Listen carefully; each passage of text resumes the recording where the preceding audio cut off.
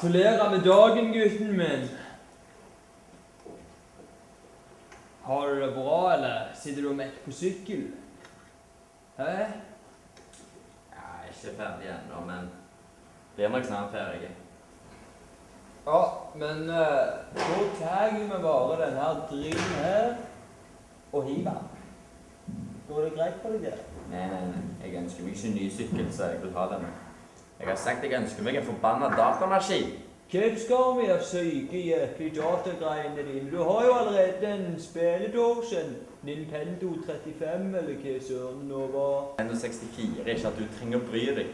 Og jeg vil ha en hardcore beat crunching, damn good gaming-PC for fuck's sake, ikke noen sånn pult Barbie-sykkel. Ja vel. Jeg er ikke sikker på det. Om jeg er sikker på det, hva tar du meg for en imbelsk inntørka mumie? Selvfølgelig vil jeg ha en datamaskin i stedet for. Men vet du hva? Det er akkurat det jeg har kjøpt til deg. What the fuck?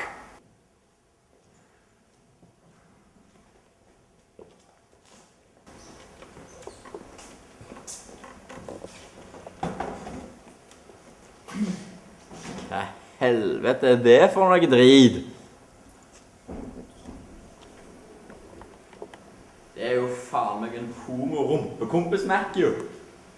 Var ikke det du ønsker, jo, lille skaphomo?